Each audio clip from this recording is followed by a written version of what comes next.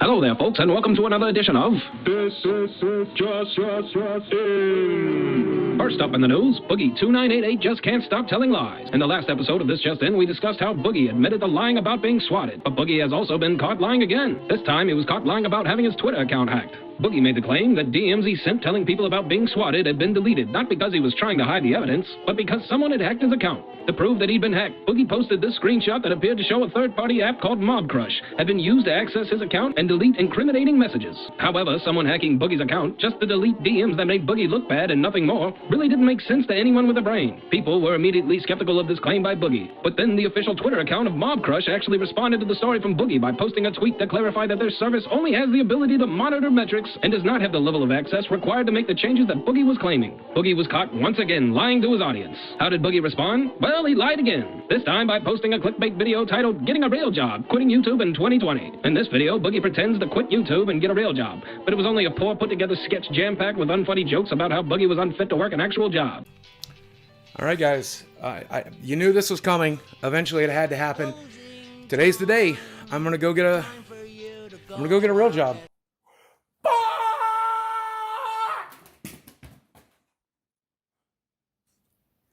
Dude, we gotta get. How do you get a real job? Where do you go to get a real job? Like, you have to have a resume. So this is Gear Gaming. This is the gaming store that I invested in a few years back. Okay. And I thought I'd reach out to the owner today and try to get a job. Like, I talked to him about it, and he told me to bring in my resume, so I brought that in. I guess I have to do an interview, but it's probably just a formality, right? Previous jobs? I have never worked a day in my life. What about your interpersonal skills? Are you a people person? Everyone unanimously hates me. Well, we are a game store and you are semi-literate, so yeah, welcome aboard. I knew it, dude. Well, thank you, man. I appreciate it, man.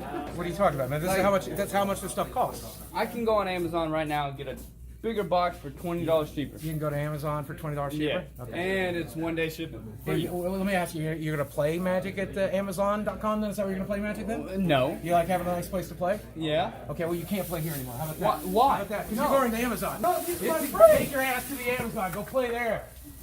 Piece of shit. Boogie? Yeah, you're fired.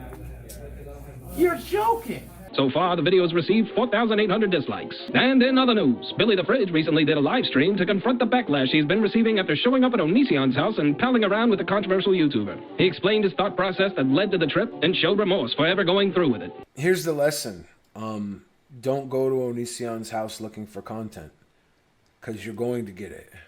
If you're Billy the Fridge. If you're Chris Hansen, you're going to get the cops called onto you, yet you're still going to get content. If you're some random nobody, please don't go to Onisions' house. You saw his neighbor pull up behind me. You saw all the signs saying no trespassing. You saw the camera there. You will have the cops called on you. I was in a very unique situation where he actually wanted to come out and talk.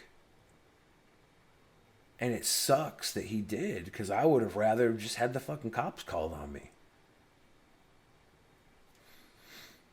You were literally told about not interact with him, but you made your bed and now you must sleep in it.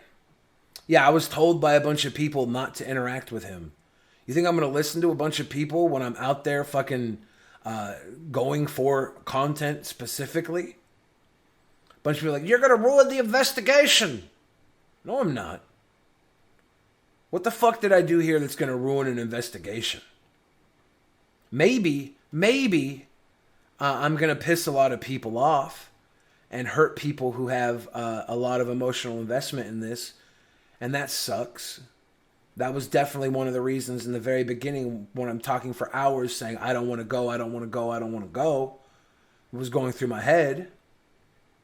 But due to some encouragement, I went. But he also took the time to give his thoughts on Chris Hansen and how he's handling the investigation into Onision and the allegations against him. He's saying, so I heard I allegedly sexually assaulted 12 people. He's referring to the Chris Hansen, I think it might have been a discussion he had with Mike Morse. And they were like, we got 12 people with alleged, some claims are alleged sexual assault, right? right? If you look at what Chris Hansen's doing, he is doing sensationalist journalism. Because he did say there were 12 people that came out or whatever. There was a number. And he said some of them was sexual assault allegations. 12 people with sexual assault allegations against Onision is a whole lot different than 12 people and 2 or 3 people have sexual assault allegations against Onision, right? That's sensationalist journalism. Chris Hansen does that because he is a drama YouTuber and he is trying to get people on his side to follow his fucking views and his story. Like, this is truth. This is just what he's doing. Greg's pointing this out because it becomes a defense that he has to fight himself. If you do this backhanded shit, to try and take Onision down, if you have scumbags that are attacking him and doxing his family, if you have people that are working for you that are going around throwing out memes, acting like assholes, or people that are working with you that are lawyers that aren't particularly studied in Washington law or this type of prosecution, saying that they're lawyers and representing themselves as such in a podcast, and then making claims that they can actually do something about this legally when this is not this out of their bar. They're not legally able to do anything legally. They're just a talking head jumping on the drama, the internet YouTube drama. And they are also, on top of that, have open sexual claims held against them. They're civil claims. There's 3 civil claims held against Mike Morse for sexual assault. Right? And he's working with Chris Hansen on How to Catch a Predator when he has shit open in his own backyard? Like, that's questionable as hell. But I'm not here to defend Onision. I'm just here to say, don't blindly follow people. You look to Chris Hansen for your fucking news, and if he's going to be your savior, you got to hold your savior accountable, or else he becomes the next Onision. That's how this all started. Onision was idled by so many, and he got this power, and he corrupted it. And now Chris Hansen has this power, and the bricks are starting to fall around him. It's getting shaky.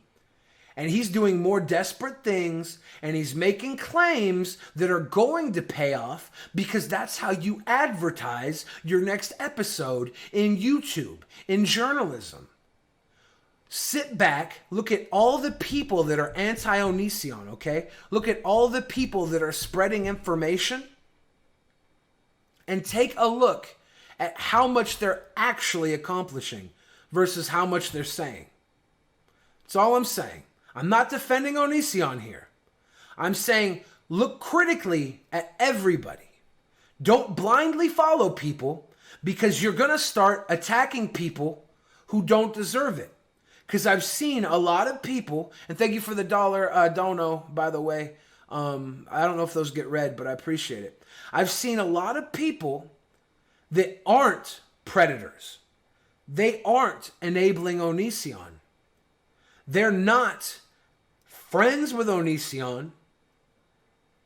They have minor affiliations from the past, but they say something that goes against one of these people, like Chris Hansen or Vince Nicotra, that were the anti-Onision crowd. They say something that goes against them, and then the anti-Onision crowd attacks those people. They go after those people for speaking out against what they see to be misconduct, okay? This is what I'm talking about. Look at me. I'm speaking out against it right now. Some of you might have the urge to try and shut me up and attack me because I'm speaking on it. But if I can't speak on it openly, how strong is their footing? How strong is their case? If me simply shining a light on it might damage them, it might damage their credibility to take down Onision. How strong are they really? If me shine a light on their misconduct, and we know there's misconduct because Vince Nicotra just got fired for his misconduct. And they said they were distancing themselves from Vince Nicotra, but Vince Nicotra reached out to me to be on the Chris Hansen show during the entire situation.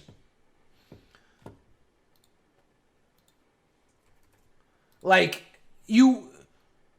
they lied about him being distanced. He was still working. He was still talking to all the guests. He did pre-interviews with all the guests.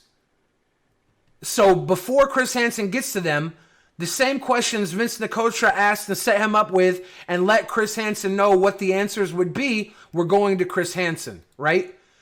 The interviews aren't all Chris Hansen on his own. Vince Nicotra was doing a pre-interview and setting Chris Hansen up with information. And sometimes, from what I've heard from people who talk to people who've been on the show, sometimes Vince Nicotra was adding in things for Chris Hansen to ask that the girls never agreed to in their pre-interviews, and the girls felt like they were being judged for not having answered the way Chris Hansen expected them to answer, right? I've seen that behind the scenes from people. And that right there is fault. Everybody says Vince was fired.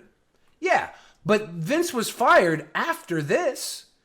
But Vince was also distanced from the show, saying that he wasn't working with Chris Hansen before he came after me, right? He was saying he was distanced from the show before this. Vince got fired less than a week ago. True. He did the pre-interview for Stevie Wolf, who was recently on. This was January 16th, 10 days ago. Vince got fired after this. But well before this, there was a statement made that Vince was being distanced and things were being looked into. Obviously, he kept working with Chris Hansen. And they only got rid of Vince because Chris Hansen's internal moderation team were the ones that stood up and made a public statement saying, this is fuckery and nobody cares. And now, Sarah's out there tweeting that her fucking laptop sat there for a month and nobody did shit about it. Billy is referencing the laptop that allegedly contained evidence of Onision's pedo behavior that Chris Hansen claimed he turned over to the FBI. He, in fact, did not turn it over to the FBI. And you guys want to follow these fucking guys over the fucking cliff because you want to see Onision taken down, right?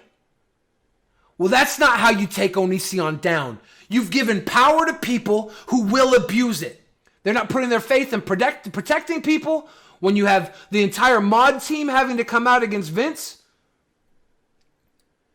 you have these tweets coming out now that Vince and Nicotra started referring to somebody as the N-word in DMs with Chris Hansen, and Chris Hansen goes to somebody else. In the DMs, Chris Hansen said, well, I wonder what would happen if this tweet or this message, this private DM. In the DM, Chris Hansen says, I wonder what would happen if this private message from Vincent Nicotra was made public. And he gave it to somebody. And the private message was Vince calling somebody the M-word, fucking despicable, horrible.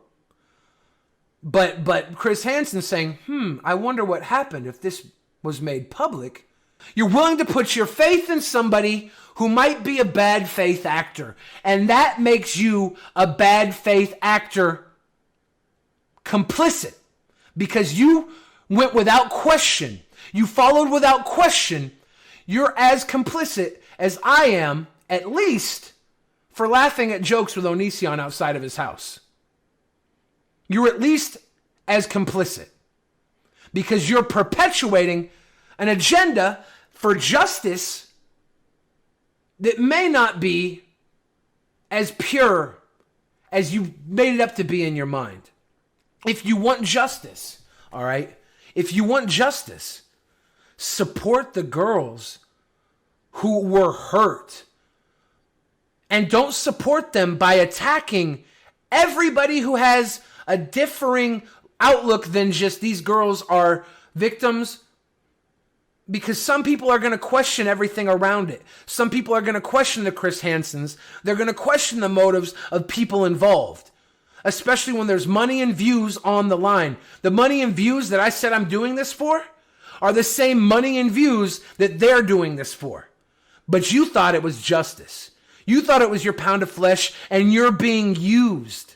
And in other news, chaos erupts in China as the coronavirus sweeps across the country. So far, China has quarantined tens of millions of people. Panic has gripped multiple cities as people are dropping in the streets. Videos from China show overcrowded hospitals being rushed by a panicked public and dead bodies being left in the hallways.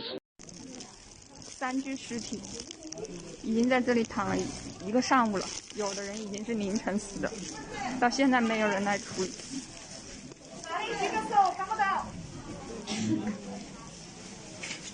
然后医生、护士还有病人全部都在这种环境下面工作。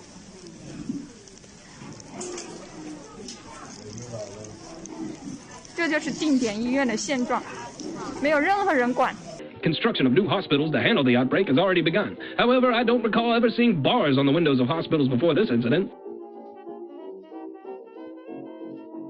The Chinese government are shutting off access to transportation in multiple cities in an attempt to contain the outbreak. Roads are being blocked and train stations are being shut down with armed paramilitary forces guarding the entrances. But this hasn't stopped people from the quarantined cities from trying to escape. This video supposedly shows a dump truck filled with residents of Wuhan breaking through a roadblock and speeding away.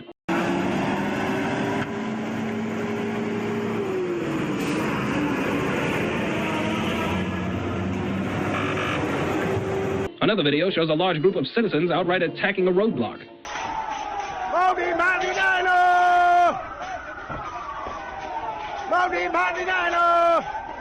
The Chinese government announced that millions of people have fled the quarantine cities, and they've called for every citizen from the quarantine city to return home or be hunted down. More videos have been released showing escaped residents being forcibly gathered by the government against their will.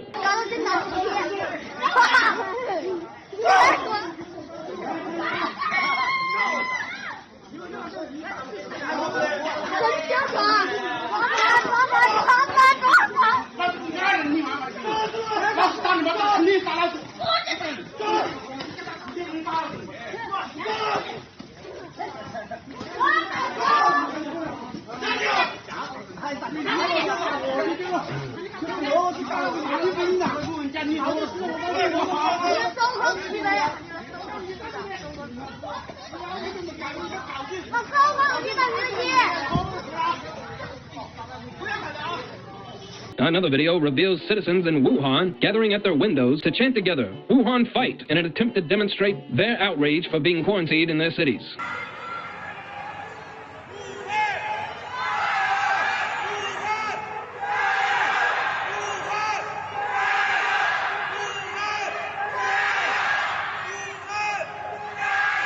Look, I usually like to lighten things up with a joke here or there, but this whole situation in China really freaks me out. I just really hope things don't get this bad here in the United States, or anywhere else for that matter.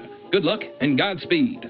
Do you enjoy these videos? Do you want more of this just in? Well, help us grow. Tell your uncaring family, tweet it out to your loser friends, think about me while making love to your spouse. How's about a thumbs up? Maybe check out the Patreon and tip your entertainer. The more feedback these videos get, the more videos I'll make. Your mission, should you choose to accept it, is to spread the word and tell the world about... This is just in.